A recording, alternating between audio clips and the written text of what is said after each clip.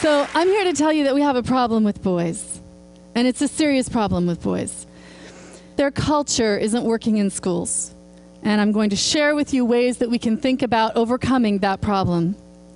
First, I want to start by saying this is a boy, and this is a girl, and this is probably stereotypically what you think of as a boy and a girl. If I essentialize gender for you today, then you can dismiss what I have to say, so I'm not going to do that. I'm not interested in doing that. This is a different kind of boy and a different kind of girl, right? So the point here is that not all boys exist within these rigid boundaries of what we think of as boys and girls, and not all girls exist within those rigid boundaries of what we think of as girls. But in fact, most boys tend to be a certain way and most girls tend to be a certain way. And the point is that for boys, the way that they exist and the culture that they embrace isn't working well in schools now. How do we know that? The 100 Girls Project tells us some really nice statistics. For example, for every 100 girls that are suspended from school, there are 250 boys that are suspended from school.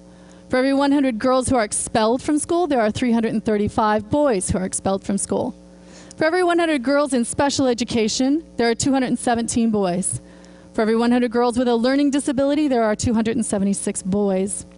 For every 100 girls with an emotional disturbance diagnosed, we have 324 boys. And by the way, all of these numbers are significantly higher if you happen to be black, if you happen to be poor, if you happen to exist in an overcrowded school, all right? And if you are a boy, you're 4 times as likely to be diagnosed with ADHD, attention deficit hyperactivity disorder. Now, there is another side to this. And it is important that we recognize that women still need help in school, that salaries are still significantly lower, even when controlled for job types, and that girls have continued to struggle in math and science for years. That's all true. Nothing about that prevents us from paying attention to the literacy needs of our boys between ages 3 and 13. And so we should. In fact, what we ought to do is take a page from their playbook, because the initiatives and programs that have been set in place for women in science and engineering and mathematics are fantastic. They've done a lot of good for girls in these situations, and we ought to be thinking about how we can make that happen for boys too, in their younger years. Even in their older years, what we find is that there's still a problem. When we look at the university, 60% of baccalaureate degrees are going to women now, which is a significant shift. And in fact, university administrators are a little uncomfortable about the idea that we may be getting close to 70% female population in universities. This makes university administrators very nervous because girls don't want to go to schools that don't have boys. And so we're starting to see the establishment of men's centers and men's studies to think about how do we engage men in their experiences in the university. If you talk to faculty, they may say, yeah, well, they're playing video games and they're gambling online all night long and they're playing World of Warcraft, and that's affecting their academic achievement, right? Guess what? Video games are not the cause. Video games are a symptom. They were turned off a long time before they got here, all right? So let's talk about why they got turned off when they were between the ages of 3 and 13. There are 3 reasons that I believe that boys are out of sync with the culture of schools today. The first is zero tolerance, right? Kindergarten teacher I know, her son donated all of his toys to her. And when he did, she had to go through and pull out all the little plastic guns, right? You can't have plastic knives and swords and axes and all that kind of thing in a kindergarten classroom. What is it that we're afraid that this young man is going to do with this gun? I mean, really, you know? But here he stands as testament to the fact that you can't roughhouse on the playground today. Now, I'm not advocating for bullies. I'm not suggesting that we need to be, you know, allowing guns and knives into school. But when we say that an Eagle Scout in a high school classroom who has a locked parked car in the parking lot and a penknife in it has to be suspended from school, I think we may have gone a little too far with zero tolerance. Another way that zero tolerance lives itself out is in the writing of boys. In a lot of classrooms today, you're not allowed to write about anything that's violent. You're not allowed to write about anything that has to do with video games. These topics are banned. Boy comes home from school and he says, I hate writing. Why do you hate writing, son? What's wrong with writing? Now I have to write what she tells me to write. Okay, well, what is she telling you to write? Poems. I have to write poems. And little moments in my life. I don't want to write that stuff. All right, well, what do you want to write? What do you want to write about? I want to write about video games. I want to write about leveling up. I want to write about this really interesting world. I want to write about a tornado that comes into our house and blows all the windows out and ruins all the furniture and kills everybody. Right? Okay. You tell a teacher that, and they'll ask you in all seriousness, should we send this child to the psychologist? And the answer is no, he's just a boy. He's just a little boy. All right? It's not okay to write these kinds of things in classrooms today. So that's the first reason. Zero tolerance policies and the way they're lived out. The next reason that boys' cultures are out of sync with school cultures, there are fewer male teachers. Anybody who's over 15 doesn't know what this means. Because in the last 10 years, the number of elementary school classroom teachers has been cut in half. We went from 14% to 7%. That means that 93% of the teachers that our young men get in elementary classrooms are women. All right? Now, what's the problem with this, right? Women are great. Yep, absolutely. But male role models for boys that say it's all right to be smart. They've got dads, they've got pastors, they've got Cub Scout leaders, but ultimately, 6 hours a day, 5 days a week, they're spending in a classroom. And most of those classrooms are not places where men exist. And so they say, I guess this really isn't a place for boys. This is a place for girls. And I'm not very good at this, so I guess I'd better, you know, go play video games or get into sports or something like that, because I obviously don't belong here. Men don't belong here, that's pretty obvious.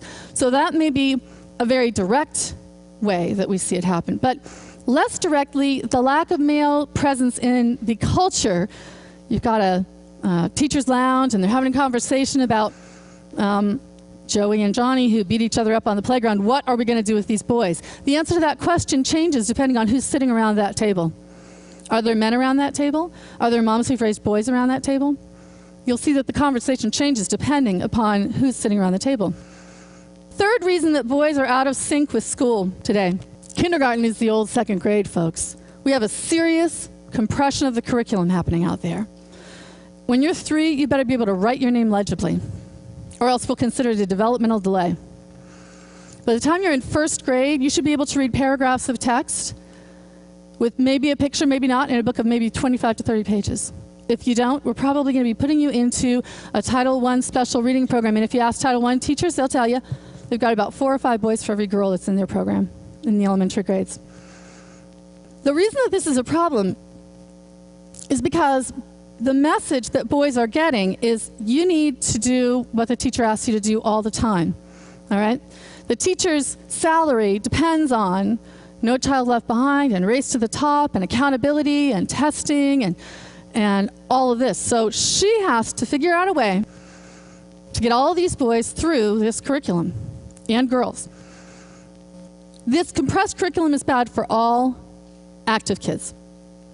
And what happens is she says, please, sit down, be quiet, do what you're told, follow the rules, manage your time, focus, be a girl.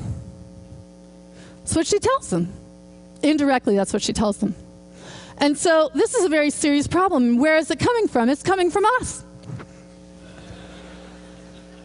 Right? We want our babies to read when they are 6 months old. Have you seen the ads? We want to live in Lake Wobegon where every child is above average, right? But what this does to our children is really not healthy. It's not developmentally appropriate, and it's particularly bad for boys. So what do? We need to meet them where they are. We need to put ourselves into boy culture. We need to change the mindset of acceptance in boys in elementary schools. More specifically, we can do some very specific things. We can design better games. Most of the educational games that are out there today are really flashcards, right? They're glorified drill and practice. They don't have the depth, the rich narrative that really engaging video games have that the boys are really interested in. So we need to design better games. We need to talk to teachers and parents and school board members and politicians. We need to make sure that people see that we need more men in the classroom. We need to look carefully at our zero tolerance policies. Do they make sense? We need to think about how to uncompress this curriculum if we can, trying to bring boys back into a space that is comfortable for them. All of those conversations need to be happening. There are some great examples out there of schools that the New York Times just talked about. A school recently, a game designer from the New School put together a wonderful video gaming school, right? But it only treats a few kids. And so this isn't really very scalable. We have to change the culture and the feelings that politicians and school board members and parents have about the way we accept and what we accept in our schools today. We need to find more money for game design because good games, really good games, cost money, and World of Warcraft has quite a budget. Most of the educational games do not. Where we started, my colleagues, Mike Petner, Sean Vashaw, and myself, we started by trying to look at the teachers' attitudes and find out how do they really feel about gaming? What do they say about it? And we discovered that they talk about the kids in their school who talk about gaming in pretty demeaning ways. They say, oh yeah, they're always talking about that stuff. They're talking about their little action figures and their little achievements or merit badges or whatever it is that they get, you know, and they're always talking about this stuff. And they say these things as if it's okay, but if it were your culture, think of how that might feel. It's very uncomfortable to be on the receiving end of that kind of language. They are nervous about anything that has anything to do with violence because of the zero tolerance policies. They are sure that parents and administrators will never accept anything. So we really need to think about looking at teacher attitudes and finding ways to change the attitudes so that teachers are much more open and accepting of boy cultures in their classrooms. Because ultimately, if we don't, then we're going to have boys who leave elementary school saying, well, I guess that was really just a place for girls. It wasn't for me, you know, so I've got to do gaming or I've got to do sports. If we change these things, if we pay attention to these things and we re-engage boys in their learning, they will leave the elementary schools saying, I'm smart. Thank you.